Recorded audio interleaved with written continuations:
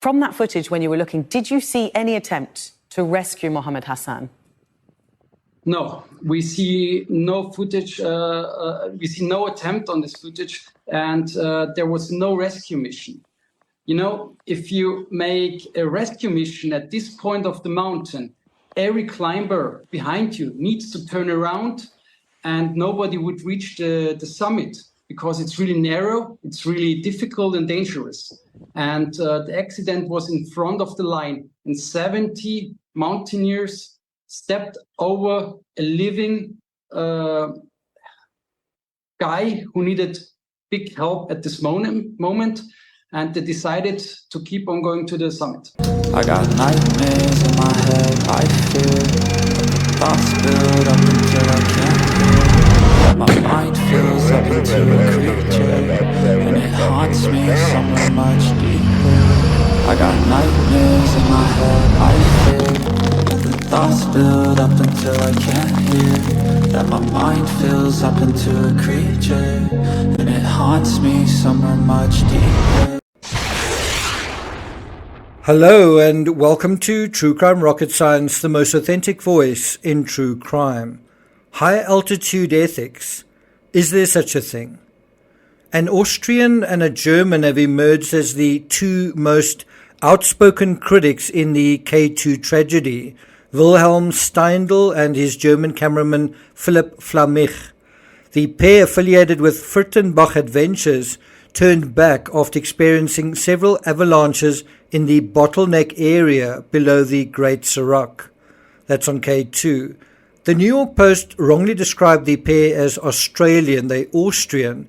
Based on drone video captured that day, this pair are accusing the Norwegian climber Kristin Harila and her cohorts of abandoning Hassan in pursuit of a new world record. According to an article in Al Jazeera, quote, Austrian climber Philipp Flammich told Austria's Standard newspaper that Hassan was being treated by one person while everyone else continued on towards the summit. His climbing partner Wilhelm Steindl said such a thing would be unthinkable in the Alps. He was treated like a second-class human being. Now, I think one reason there's been such a backlash is because Steindl is right. He goes on to say, if he had been a Westerner, he would have been rescued immediately. No one felt responsible for him. What happened there is a disgrace. A living human was left lying so that records could be set. End quote. Now, you can tell that by inference the responsibility is being placed squarely at Norwegian climber Kristin Harila's door. She was trying to set a record, and she did. And while she was, Hassan died. But is it really fair to blame Kristin Harila? I think the answer is yes. She was right beside the porter when he fell. But there were also 69 other climbers in the queue. And so once again the question arises, is there such a thing as high altitude ethics? Before we get to that, if you haven't subscribed to the channel, please do. Just a reminder that I have written a series of books on the Everest disaster and K2, so this is not unfamiliar territory. In fact, the last book that I wrote in the Everest series, also one of the very last books I've written, The Sherpas, focuses on how there are certain rules and codes of conduct for climbers on the mountain and a very different level of risk and reward for the Sherpas. I mean, one thing the Sherpas do on Everest that people don't really know about is they fix the very dangerous Khumbu icefall long before the climbers even get there. And that is very, very dangerous work. In any event, if you're enjoying this episode, please like, share, leave a comment. You can also hit the thanks button, and let's get started. So I think it's important to bear in mind that Mohammed Hassan wasn't even a Sherpa. He was a porter, and an inexperienced porter, which in the hierarchy of climbing doesn't put him at the top of the scale. Is that relevant? Well, of course it is. Is there a hierarchy in mountain climbing? Of course there is. And so now I want to deal with 7 insights from the research I've done thus far that sort of interrogate this idea of hierarchy and can there be ethics within that hierarchy, and should there be? And so I think one must also bear in mind that there are still competing versions of events. We've only dealt with one so far. And I think that's interesting as well, because it takes us into the old true crime thing. Which version is true? How do we find out which is the authentic narrative? But we will get to that in a separate episode. Let's go through these 7 insights. Number 1, egotistical and inhuman. So the Norwegian mountaineer Kristin Harila has been criticized online as egotistical and inhuman.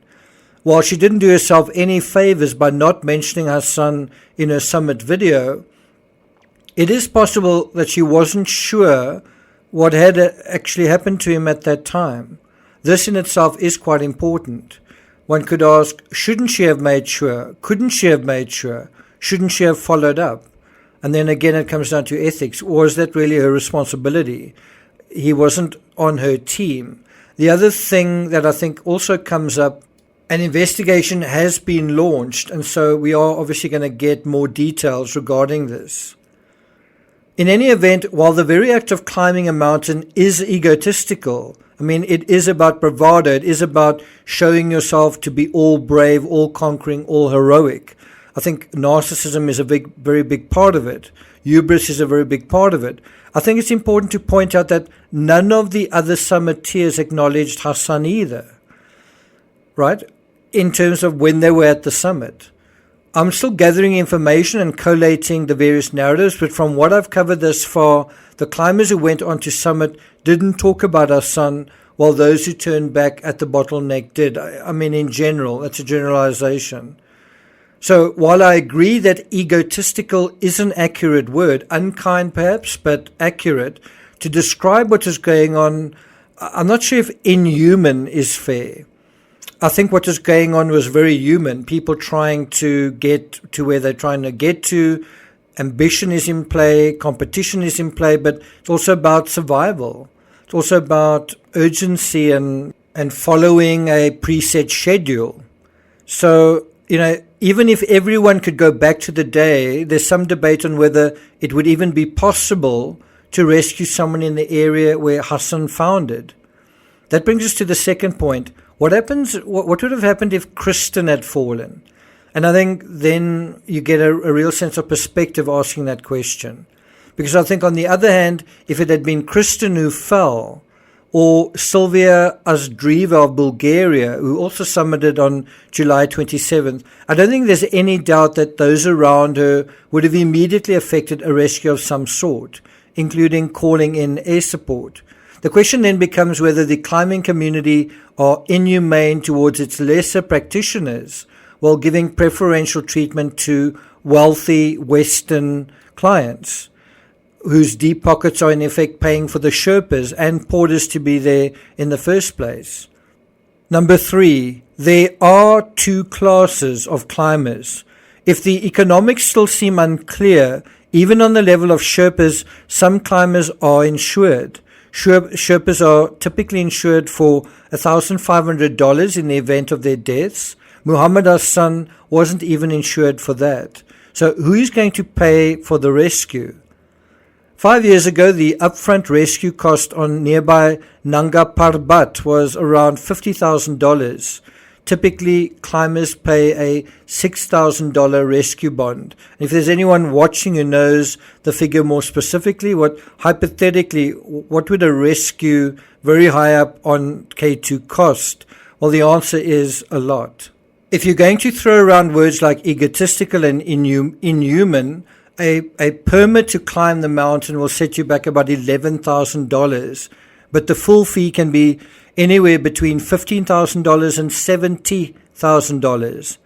I don't think there are too many people who, having paid and committed so much, would likely abandon these quote-unquote investments. You can argue that it's not right. You can argue that it's not ethical. You can argue that it's inhuman and selfish, and I wouldn't disagree with you. I'm simply pointing out that if you, in that situation, you wouldn't just easily depart from the reason that you're there without thinking about it. I mean, you essentially are parting with a huge chunk of treasure which you might now have to pay all over again and go through all of that effort all over again. You'd have to come back the following year, right? Now that you're on the mountain with all your efforts dangling like a carrot, finally, almost within reach, many people's attitude will be, tough luck, I hope the odds continue to favor me. So yes, egotism and narcissism are involved. And we need to talk more about the context that this year on K2, the weather was atrocious, and it was only on July 27th that they had that one opportunity, that one weather window. So that's also something that is part of the story. Anyway, let's go on to the fourth point. The fourth point is, it's happened before. We've been here before. During the 1996 Everest disaster, there were around 3 separate incidents, at least. There were definitely more than that, but at least 3 separate incidents where climbers were accused of being callous to one another, selfish, inhuman, right? And the first was arguably Makalu Gao, when his teammate Chen Yu Nan fell into a crevasse at Camp 3 and later died. And I think that was on May 11th, 1996. This did nothing to dissuade Gao from persisting for the summit anyway. Then you had South African Bruce Herod. Like our son, he ended up getting tangled in ropes and hanging upside down. Herod died while climbing alone. His teammates ascended and descended ahead of him, and he ended up climbing alone. And so when he got into trouble, there was no one to help him. And so he got into trouble on the way down the Hillary Step, the last climber in the last season. And so his body was discovered only the following year by Anatoly Bokriev. And after removing his camera, his body was cut down and allowed to slide down the southwest face of Everest. That was by an American expedition led by Dave Breashears. So another instance, also in 1996, involved a huddle of climbers on the South Col lost, freezing to death, while their tent mates were just 300 meters away, basically sleeping in their tents. And as a result of that, Yasuko Namba, one of their expedition mates, perished. One of the most infamous examples of a climber accused of getting preferential treatment was also on the 1996 in that season. Remember Sandy Hill Pittman. Sometimes, often, when climbers are in trouble, it's the job of their Sherpas to take care of them. And then the question is, to what point and no further? To what point is it their job and to what point isn't it their job? Again, whose job then is it to take care of the Sherpas or porters when they're in trouble? Incidentally, Scott Fisher, who also died on Everest in 1996, his body is still on the mountain 27 years later. All I'm saying is, I'm trying to illustrate that even getting a dead body off a very high mountain can be a very difficult, sometimes impossible task. Number 5, K2 isn't the Alps. It's true that a situation like the one on K2 wouldn't happen in the Alps, in the heart of Europe. But what's also true is K2 isn't the Alps. The highest mountain in the Alps is Mont Blanc at 4,808 meters, while K2 is 8,611 meters, 4 kilometers taller, almost twice as high. Saving someone in the death zone, which is where Hassan found it, isn't a given, as it's also a race against time and how much resources climbers have. And their resources are limited. They've only got so much food. They've only got so much oxygen. They've only got so much physical reserves that they can rely on as well. Number 6, sour grapes with a question mark. Now, where the climbing aspect starts to rub shoulders with true crime is when one deals with the various versions of the same event. Why are we hearing different stories about the same thing? Why is the time, especially the timeline, why is the timeline different? And so one intuits minimizing, euphemizing, and in some instances it seems like covering up to some extent of the true narrative. Why is that happening? When we look at the narrative provided by Explorers Web, it turns out that the heroic summiteers tended to not reveal the full story, whereas those who turned around, in other words, gave up and went down, they seem only too eager to rain on the parade of their more successful competitors. So you have the psychology of the heroes wanting to, be heroes and tell their heroic stories and then deny that somebody died as part of that, the denial of death. Whereas those who failed are trying to show, maybe in another way, how hard it is to climb the mountain and how cruel things were and how difficult things were and whatever. And so one does wonder, between those who summited successfully and those who didn't, isn't there perhaps some ego involved there, perhaps some jealousy involved there, right? And so the owner of Furtenbach Adventures, that's the company that these two, the Austrian and the German, were part of, said, you know what, we would have stopped our summit push and helped no matter what it takes. But they were also there on the mountain that day. So, you could argue if you would have done that, well, you were there, why didn't you? I suppose you could argue that as well. Mike Groom, who was the fourth person to summit the 4 highest mountains in the world without bottled oxygen, has spoken to, I think it's Sky News Australia, about the unwritten law to assist other climbers in distress. By the way, in the huddle that I spoke about earlier, where you had these climbers, a group of climbers in the 1996 Everest disaster, he was part of that huddle. And somebody died in part of that situation. Anyway, he went on to say, with the commercialization of alpine climbing, I sometimes wonder whether the people who are the clients actually understand the unwritten rules of the mountain. He went on to say that mountains like Everest and K2 had become bait for trophy hunters who summit and never climb again. In any event, remember Yasuko Namba? She was part of a large group who got lost on the South Col in 1996. Ultimately, everyone in that group was rescued, but she wasn't. She didn't speak English, and she was the only non-Westerner in the group. Was that a coincidence? And so one might argue there's not only a class system based on economics that sort of plays out on these high mountains, but also arguably based on culture, potentially. Number 7, intertextually an inversion of Titanic and Titan. So the idea that rich, well-heeled climbers get preferential treatment, that's not new. The idea of clients paying a cash price for tickets to get an elevator ride up the world's highest mountain, that's been a conversation that's been going on ever since commercial expeditions have taken on high-altitude mountaineering. But it also works in reverse. If rich clients get preferential treatment, don't poor porters get the short end of the stick? And can't one say, isn't that just life? Isn't that just the way the world works? And I completely agree if you say, but not in an emergency situation.